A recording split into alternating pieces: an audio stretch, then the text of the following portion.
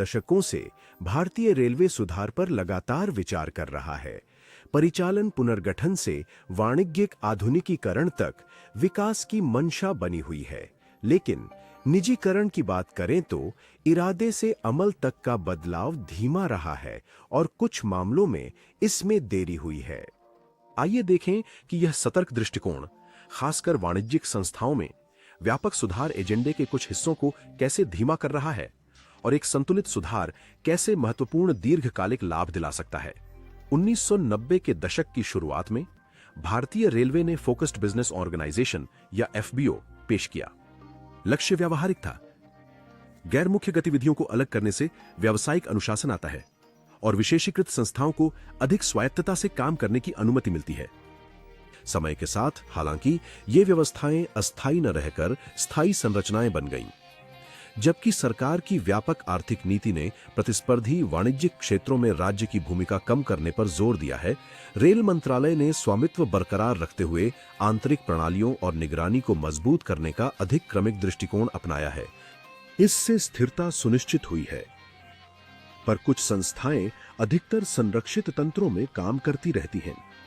अधिकांश railway CPSU आज भी अधिकतर सरकारी स्वामित्व में हैं। उन्हें रेलवे व्यवसाय तक सुनिश्चित पहुंच मिलती है और प्रतिस्पर्धी दबाव कम होता है। इसने स्थिर प्रदर्शन दिया है, पर अक्सर परिणाम वृद्धिशील ही रहे हैं। जहां स्वामित्व, विनियमन और प्रमुख ग्राहक एक ही संस्थागत ढांचे में मिलते हैं, वहां कड़ी जवाबदेही और तेज नवाचार लाना अधिक जटिल हो जाता है। इस संदर्भ में एक उपयोगी case study container corporation of India Concor है। कॉनकोर को एक मजबूत संपत्ति माना जाता है, जिसकी अखिल भारतीय उपस्थिति, 60 से अधिक टर्मिनल, एकीकृत रसद क्षमताएं और लगभग 10% की स्वस्थ मात्रा वृद्धि है। इसकी परिचालन शक्ति ने वैश्विक लॉजिस्टिक्स खिलाड़ियों और निवेशकों दोनों को आकर्षित किया है। साथ ही इसका प्रस्तावित रणनीतिक बस निवेश सावधानी से आगे बढ़ा है। प्रबंधन नियंत्रण के साथ 30.8% हिस्सेदारी की बिक्री को मंत्रिमंडल की मंजूरी मिलने के बावजूद यह प्रक्रिया मुख्यतः अनसुलझे नियामक और संरचनात्मक विचारों के कारण रुकी हुई है। यह लंबा ठहराव अनिश्चितता लादी है, जबकि अंतर्निहित संपत्ति अभी भी मजबूत है। रेल मंत्रालय एक साथ बुनियादी ढांचे के मालिक, नियामक, सेवा प्रदाता और शेयर धारक के रूप में कई भूमिकाएं निभाता है।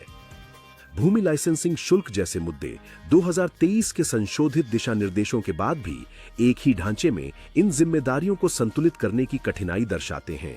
ये इरादे की विफलताएं नहीं, बल्कि डिजाइन की चुनौतियां हैं और इसीलिए रणनीतिक विनिवेश को वापसी नहीं, बल्कि एक प्रवर्तक के रूप में देखा जाना चाहिए। आगामी पश्चिमी समर्पित माल गलियारे जैसे बुनियादी ढांचे से रणनीतिक निजी प्रबंधन के तहत एक अधिक स्वायत्त कॉनकोर रेल आधारित माल ढुलाई का काफी विस्तार कर सकता है, जिससे माल सड़कों से हटेगा। इसके लाभ पूरे तंत्र को मिलेंगे। कम लॉजिस्टिक्स लागत, भीड़भाड़ में कमी और पर्यावरणीय लाभ। वन इंडिया से जुड़े और अपडेट न छूटें।